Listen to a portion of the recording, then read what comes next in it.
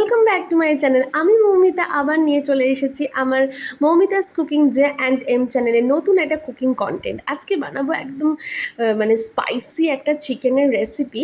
তো সেটা নিয়ে অনেক গল্প, অনেক কিছু হবে। এই চিকেনটাকে তিব্বতিয়ান চিকেনও বলতে পারে, কিন্তু আমি বলবো ছোটোবেলার সেই চিলি চিকেন, যেটা খেলেই সেই ছোটোবেলাতে ফিরে যেতে ইচ্ছা করে। 90s-এ বা একটু 90 দশকের মানুষরা কিন্তু এরম টাইপের চিলি চিকেন খেতে খুব ভালোবাসে। তো বলবো অনেক গল্প, তো চলো শুরু করা যাক রেসিপিটা সঙ্গে।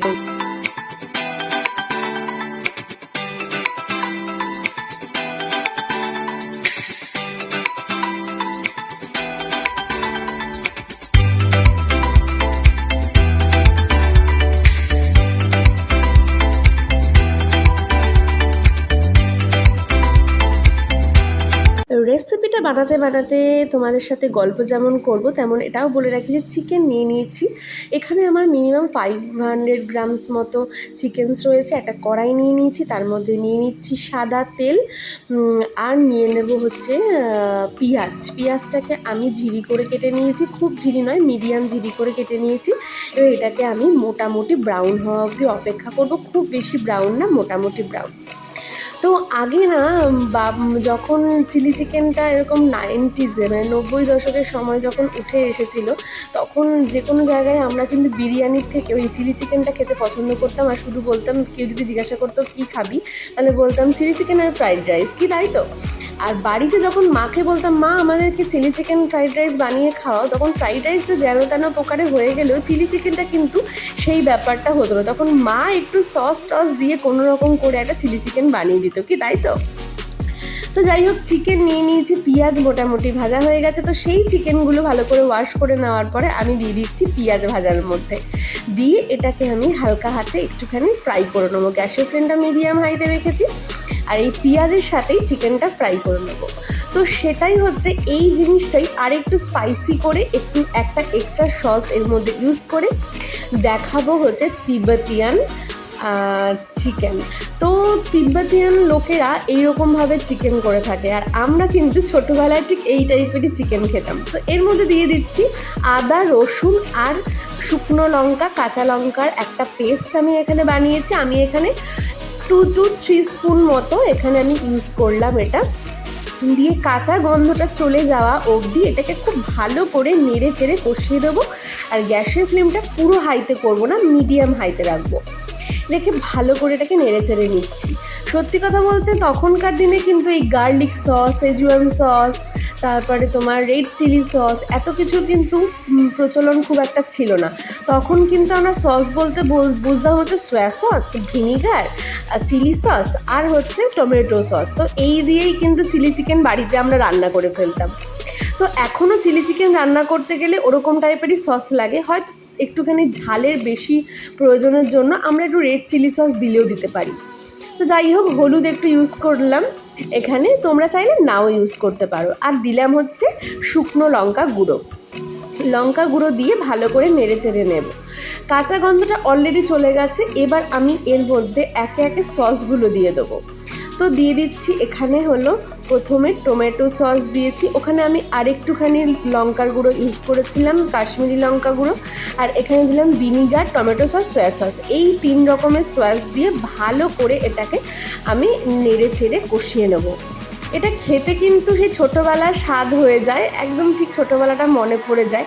সেখানে থাকে না কোনো পকোড়া করে ভাজারও কোনো প্ল্যান থাকে না, মানে কোনো ঝুট ঝামেলা ছাড়াই আমরা এরম টাইপের চিলি চিকেনের একটা ফ্লেভারও পাই, স্মেলটাও আসে, সসেস ফ্লেভারটাও চলে আসে, আর খেতেও কিন্তু বেশ ভালো লাগে।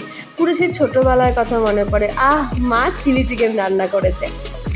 তো ভালো করে নেড়ে চেড়ে নিয়েছি, গ্যাসের ফ্লেমটা লো করে দিয়েছিলাম। তেলটা কিন্তু কি সুন্দর ওপরের দিকে একদম ছেড়ে দিয়েছে। টেস্টটা ব্যালেন্স করার জন্য চিনি দিলাম। চিনিটা আমি একটু বেশি, মানে মোটামুটি হাফ চামচ মতো দিয়েছি, কারণ হচ্ছে একটু মিষ্টি মিষ্টি যাতে ব্যাপারটা থাকে, খুব মিষ্টি না, হালকা মিষ্টি। আর দিলাম হচ্ছে 3-4টে মতো কাঁচা লঙ্কা আমি কুচি করে দিলাম। যেহেতু আগেকার দিনে এই কাঁচা লঙ্কাটা হয়তো চিড়ে চিড়ে দিত যাতে বেশি ঝাল না হয়ে যায়, বাচ্চারা যাতে খেতে পারে, কিন্তু যেহেতু আমি তিবেতিয়ান চিকেনটাও বানাচ্ছি, তাই জন্য আমি চিকেন কাঁচা লঙ্কাগুলোকে আমি কেটে কেটে নিলাম। এখানে আমি গ্যাসটা একদম লো করে ঢেকে নিয়েছিলাম 5 থেকে 10 মিনিটের জন্য। আবার চলে এসেছি, দিলাম একটু জল আর দিলাম হচ্ছে চিলি সস, যাতে এই লঙ্কার গন্ধটা ভালোভাবে বোঝা যায় আর খেতে যাতে একটু ঝাল ঝাল হয়। তো চিলি সস দিয়েও ভালো করে নেড়ে চেড়ে নিয়ে এটাকে বন্ধ করে রাখবো 10 থেকে 15 মিনিটের জন্য, যাতে চিকেনটার মধ্যে ভালো করে মশলাগুলো ঢুকে যায়, টেস্টি হয় আর বেশ ভালো করে চিকেনটা সেদ্ধ হয়ে যায়। তো 10-15 মিনিট বাদে ঢাকনাটা খুলে ভালো করে নেড়ে চেড়ে নিচ্ছি। দিয়ে এর মধ্যে আমি দেখো এটা একটুখানি যেহেতু তেলটা একটু বেশি হয়ে গেছিলো বলে একটু ফেনা মতো হয়ে গেছিলো, আমি এর মধ্যে একটুখানি সামান্য না দেওয়ার মতো একটু জল ইউজ করেছিলাম। জলটা যেহেতু শুকিয়ে গেছিলো তো সেটা আমার স্কিপ হয়ে গেছে দেখানো, I am so sorry for that. তো এটাকে ভালো করে নেড়ে ছেড়ে নিলাম। আমার কিন্তু এই ছোট্টবেলার সেই চিলি চিকেন, আর বলতে পারো তিবেতিয়ান চিকেন, যেটা এখনকার দিনে যারা পাহাড়িরা খেয়ে থাকে সেই চিকেন একদম রেডি। পাহাড়ি মানুষরা কিন্তু এরম টাইপের স্পাইসি চিকেন খুব খেতে ভালোবাসে। দিলাম হচ্ছে এর মধ্যে গোলমরিচের গুঁড়ো, আমার রেডি হয়ে গেছে চিকেন। এবার আমি এর মধ্যে দিচ্ছি হচ্ছে একটা বোল নিয়ে নিয়েছি, এবার আমি একে একে চিকেনটাকে সার্ভ করে নেবো। এটা দেখেছো তো খেতে কি দারুণ হয়েছে। সচরাচর পাহাড়ের মানুষরা বা চাইনিজ লোকেরা বা তিবেতিয়ান যারা লোকেরা তারা কিন্তু খুব বেশি ঝাল মশলা অনেক মানে মশলা জাতীয় জিনিস খায় না, কিন্তু তারা কিন্তু এই ঝাল তীখা এই ব্যাপারটা মাঝে মাঝে পছন্দ করে।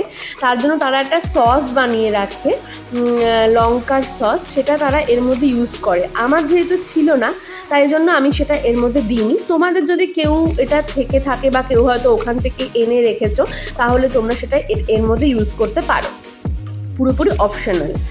তো যাই হোক, আমার এই রেসিপিটা কেমন লাগলো সেটা আমাকে অবশ্যই জানিও। আবার দেখা হবে নতুন কোনো ভালো ভিডিওতে। আমি এটাকে পুদিনা রাইসের সাথে খেয়েছিলাম, মানে সাউথ আর তোমার চাইনিজ একেবারে মিশিয়ে খেয়েছি। তো তোমরা চাইলে এটাকে Schezwan rice, butter garlic rice এইসবের সাথে ট্রাই করতে পারো, ভীষণ ভালো লাগে। তো আবার দেখা হবে নতুন ভিডিওতে। এর আগেও বলেছি যারা এখনও অবধি আমার চ্যানেলটা সাবস্ক্রাইব করোনি তাদের বলে রাখি, আমার চ্যানেলটা সাবস্ক্রাইব করতে একদম ভুলবে না। আবার অনেক টিপস আর ট্রিক্সের সাথে নতুন ভিডিও নিয়ে আসবো। ততক্ষণ জন্য খুব ভালো থেকে ta ta, take care, bye, and love you all of you guys.